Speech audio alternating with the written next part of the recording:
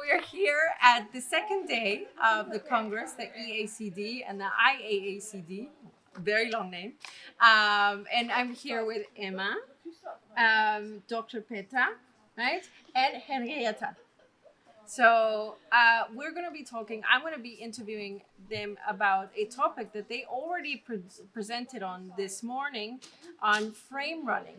I know that many of you might be thinking, what exactly is frame running? Maybe in Latin America, we have never heard of it. So that's why I decided to interview these amazing doctors about the topic. So thank you so much for saying yes. Our pleasure. Yeah. So we'll start with the basics. Yeah. What exactly is frame running? It's, very interesting name. Is it something in place and then they run? What exactly is frame running? It is running. Okay. On a frame. So Okay. you have like a 3-wheeled bike, Uh-huh. but you don't pedal, you just have to step. Okay. You're on a saddle, you have a steer, Uh-huh. and you have a chest plate, Uh-huh. and then you're on it, and then you walk, Or or you run, whatever you can. how fast you can go. It depends. Okay. So it's very easy to move in it. It's Yeah. Okay. So easy to come up in speed. Yes. So even when you can't walk or run, with a running frame, you maybe can. okay. So is this open to children from GMFSC levels, any level from 1 to 5, or is it specific to one level? I am a 1.5. I like to say sometimes, I don't know if that exists, but if someone who is GMFSC level 4 or 5, can they do it? Yeah, they can do it. They will go not that fast probably, and if you are a 1 or a 2, you probably can go faster, but everyone can use it. Okay, and so what exactly is it? Is it like a structure they step on into it? Yes. Ah, okay. But with the saddle. Yeah. With a saddle to support. Yeah. Yeah. So you don't have to do so much with your legs, even if your legs don't move that nice, Okay. or you can't bear too much weight, you still can do it because only 1/3 of your weight is on your legs and the other one is on the saddle and on the chest. Okay, so and how did this come about? Like, I know you are physical therapists, the three of you. Mm-hmm. Is that something that you started to see in your everyday today life, and you thought, oh, okay, this is interesting. Maybe we should come up with something of this sort, or Yeah. There is an occupational therapist in Denmark, and she invented it many years ago. I think maybe. Early 90s. Yeah, early 90s. Okay. And when I was in Denmark to teach, then I saw it, and it is called Petra bike, and that's my name, so that's why I saw it. And then I thought, this is great. Why don't we have it in the Netherlands? And then everything started. Okay, in so the you- Netherlands. So you and she started it Ah, okay. in the Netherlands. Okay, so you adopted it originally from Denmark. Yes. And what benefits have you seen in your day-to-day from your patients or the kids you see, the young kids or the adults? What benefits, emotional, physical, social, what benefits are there from frame running? How much time do we have? That's fine. Emma did some research, so I think she can. Yeah, in Sweden we started doing research since one of the members of our research team actually had a son that did frame running, and when he told us about frame running, we have to do research on this. So that's why we started out with doing research, and back in 2017. And then we did an intervention study where we saw that the participants, they improved their cardiovascular fitness, and they had they developed muscle growth and muscle hypertrophy. So they got we measured that with ultrasound, so we could measure the size of the muscle, and we saw that they got a significant larger calf muscle. Wow. So that was the result of the intervention study. And then we tested aerobic capacity as aerobic fitness with frame running as a tool. Okay. So A lot of physical benefits. yeah. And with that, I imagine that there also comes emotional, because that means that they can be involved more in the community. We did some interviews with the parents because we do also see a lot of children, and they said all the benefits, like the children can walk further, faster, they can walk stairs, but also it is fun to do. They make friends, they become part of a club, so they participate in running events, but also in social events and parties like that, or Which is so important. right? Or they can walk with their Yeah. friends, one in a frame and the other without a frame, instead of being in a wheelchair. Right. So it's Yes. very, it's also social, emotional. We have a lot of Absolutely. effects. Yeah. And you mentioned in because I read some of your excerpt, and you said the joy of movement. Yeah, of course. How do you see in your experiences? How does the joy of movement change a child's outlook in life? In your experience? Well, we are very inspired when we do like workshops, and you put a child who is in a wheelchair and you put it on the frame. You see them smile, and they think, "I can walk, I can run, I can go away from my mother. Yes, I can choose for myself.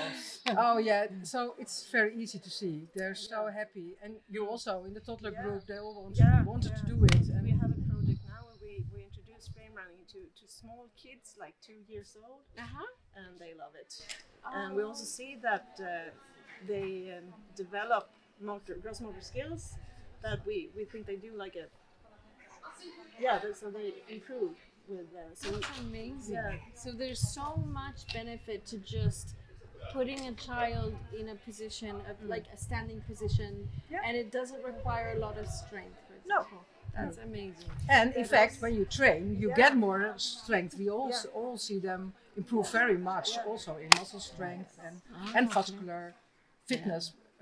That is amazing. But also for the ones that are able to walk, I have a friend, and she says that when I'm on my frame runner, I suddenly hear the birds. I can concentrate on other things than just walking. Okay. So so even for those who are able to walk, it can be very valuable to come up in a high intensity. So it is without truly being worried of falling or.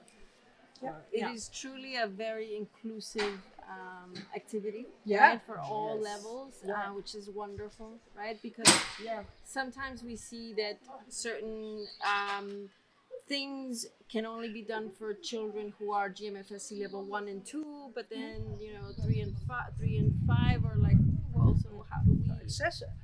Especially 3 and 5, it's because then you have the most improvements, I think. Otherwise, you can still walk, but maybe 1s and 2s cannot run or fall when they run, or they're very exhausted after a short while, and they also improve. But I think especially the more severe. Yeah, I mean, in Sweden we have some athletes that are, they have their true identity as athletes. And so they're really into frame running. Really? They train every day. So their GMFCS 4. Oh wow! And, Okay. So it's truly life-changing for the athletes who do it. I have another question. You say that it was introduced in Sweden. Yeah.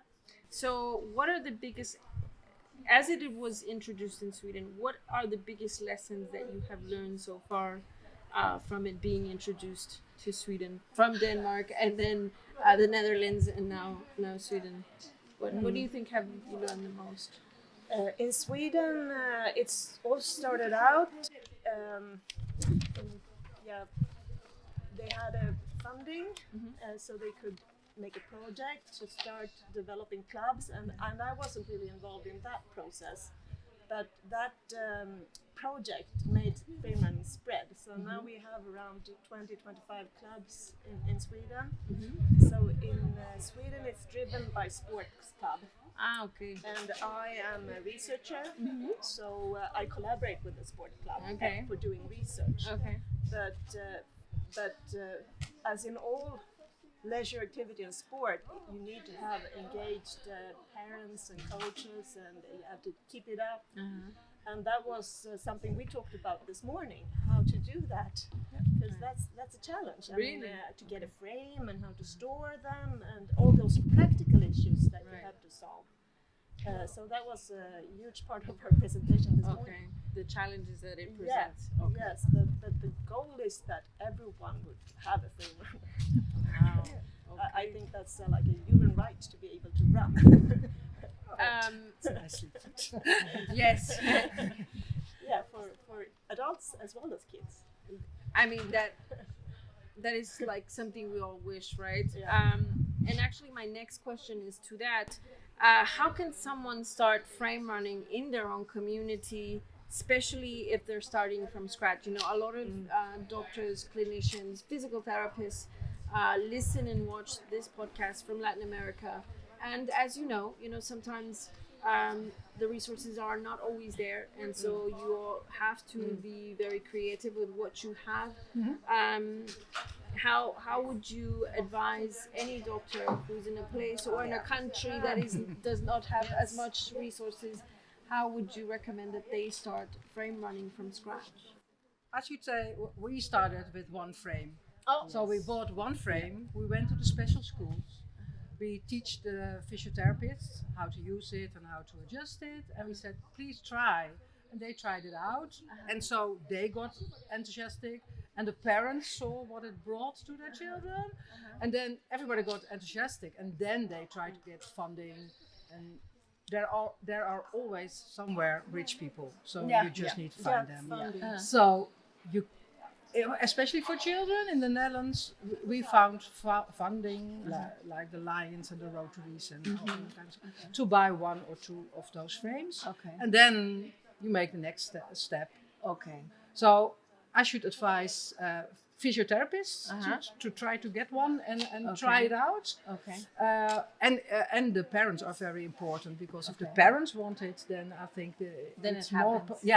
You can go to the parents' organization, or the organization can have contact with stakeholders or things like that. Right. And how can someone buy a frame runner? Do you know? Like, Yeah, of course I know. yeah. In Denmark, there's the Petra bike.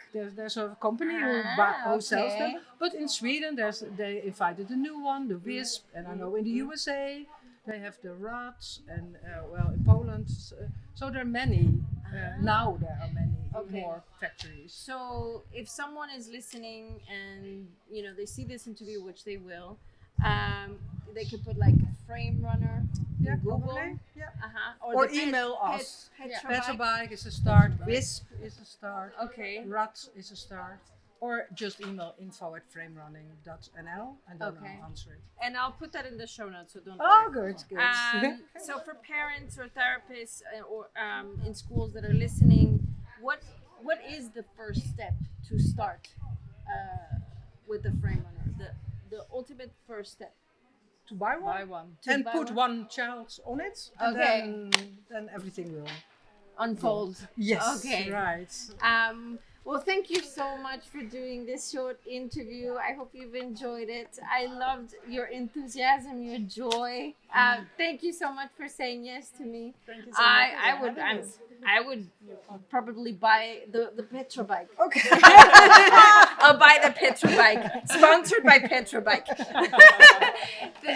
Thank you so much for saying yes. I hope you pleasure. continue to enjoy the conference. Yes. And stay tuned for more interviews. And I'll put all their information in the show notes. So don't worry if you want to buy the Petra bike or anything. If you're in Sweden, what is it called in Sweden? Wisp. The Wisp in Sweden, or where else? USA. Or the USA. Yeah, there are many. There Yeah, are many. Yeah. So go to Google and you can just Google it. But yes, thank you so much for watching or listening, and stay tuned for other interviews.